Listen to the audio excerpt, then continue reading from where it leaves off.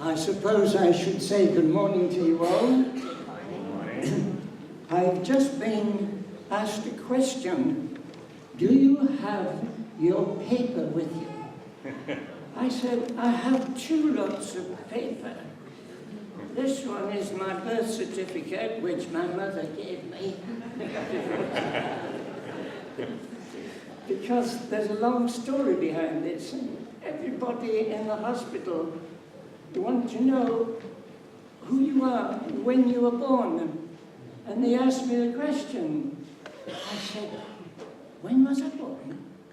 I was a little baby, and I couldn't remember. You know, they need to get their acts right and say, what is the date of your birth? So, yeah, I found another paper here, and I've been asked to read this out. Now, if I'd known that, I would have brought my spectacles, because I may run off the lines. Okay, we start in 1921, on the 29th of August. That's when I was born. The 28th of June 1946, I was born again in the historic city of York, established by the Romans in AD 70. I had a young lady over from the college. She asked me, when are you going to become a centurion? I said, I come from York. The Romans were there, but I'm not ready to join the Roman army. Yeah, she meant centenarian, you know, 100 years. 1931, my father died at the age of 53, and I was a boy of 10. And then I was sent to the Methodist Sunday school, taken there with my brother. My mother was called Sarah Ann Brown, and she lived in Balby, a village just outside of Selby, about 14 miles away from York. At the age of 11, she left school because her father died. She had to look after the home.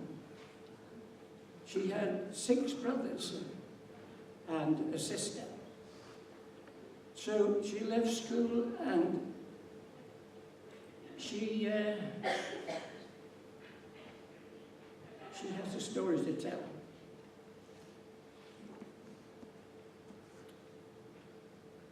My mother taught me the golden rule: do unto others as you would have them do to you. Secondly, be sure your sin will find you out. Numbers 32:23.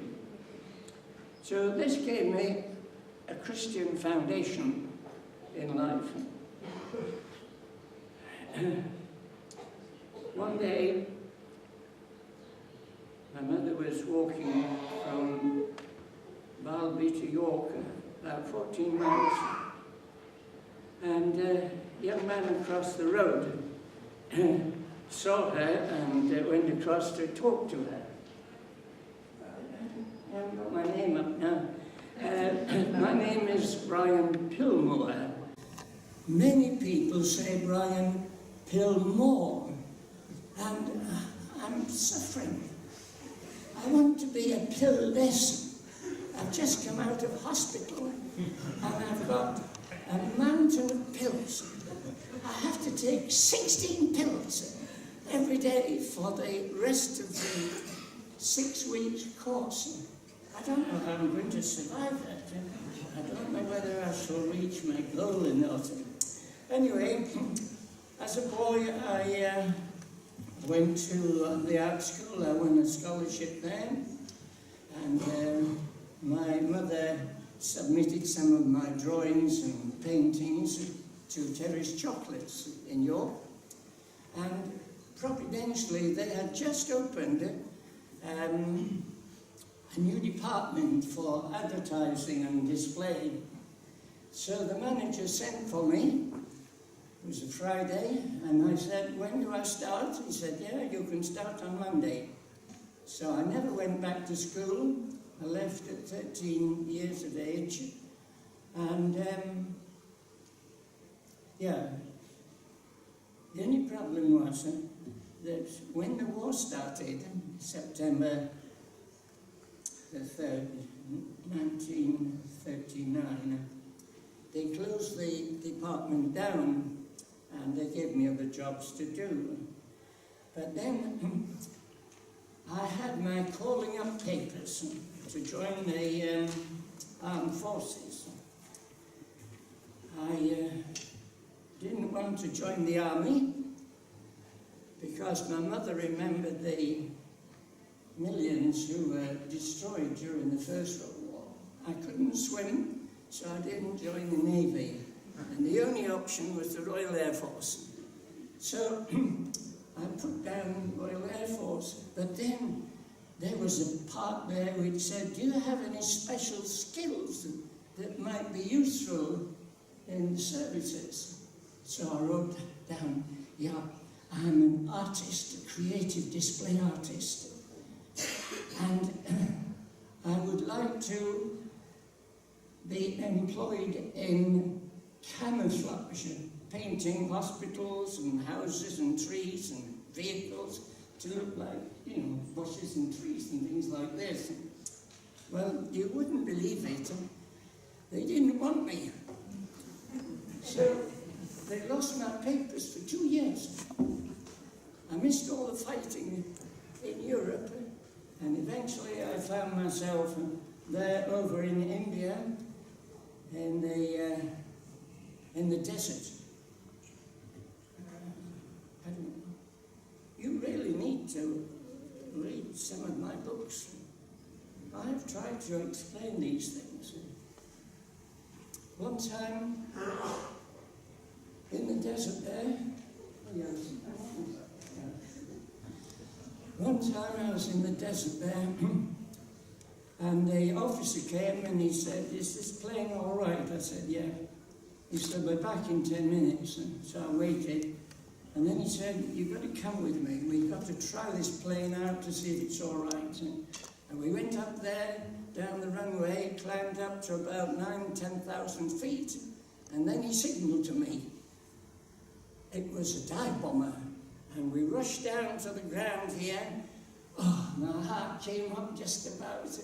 And then he changes and starts to roll the plane around and side slip and so on. I suppose he wanted me to share the experience with the other men. That was only for a year. I re-mustered and I became a cartographical artist, making maps of Burma for the bombers to go over there and for the different forces from America and Australia, England and so on. So the war was over, and during the first week when I came home, I met my future wife, Dorothy Ward, and we met at a dance. I wasn't an Adventist. She asked me a strange question. She said, what do you do on a Sunday? I never took her out on a Sunday. Always Friday or Saturday. I said, I go to church. She said, which church do you go to? I said, I don't know. I'm visiting all the churches. I want a spiritual home where I can settle down. She said, well, I could come with you. I'm a Quaker. So we went around, and then eventually we came to the Adventists evangelistic campaign. Victor Cooper was the one who made things clear.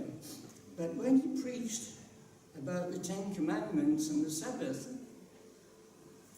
I already knew about it from childhood because I remembered the text. So I had no problem of accepting what the Word of God said.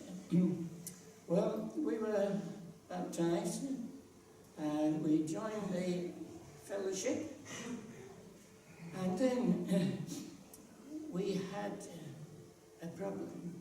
G.D. King was the president of the General Conference, not General Conference, the BUC Conference, and he preached on a text in Matthew, "Follow me and I will make you fishers of men."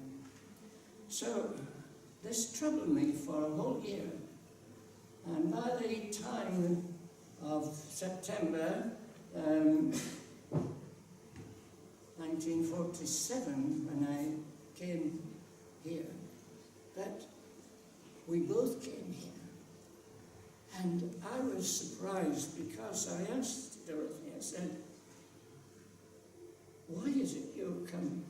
She said, "One day we were studying the Bible together and came across this text in John 15:16. You have not chosen me, but I have chosen you and ordained you to bring forth much fruit." So that's a message for the General Conference. It's not included in their book about women's ministry. Yeah, 2 years she graduated, went up into Scotland to help with the new cafeteria there at the church, next door to the university where a lot of young people came in. 3 years and I graduated. I went to Bradford. I was the only one who graduated that year that was brought into the work. And we sang a beautiful hymn. It's number 666. Easy number to remember. In the old Advent hymn, there's a place for every worker in the vineyard of the Lord. Do you remember it?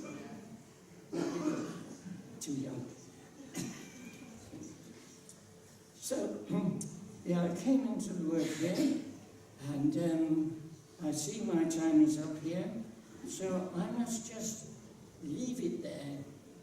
Final word, I worked with Ted Bradley from Australia, and with Ken Lacey in Birmingham. The first campaign we baptized 89 people. The second campaign we baptized 100. Then I was called to Africa as a missionary, and I went to Andrews University for my MA degree. And when I got back, because I had minored in education, they asked me to join the new school, which was just opened. 600 students, young men and young ladies and so on. And so I was the pastor there, and head of the Bible department and so on.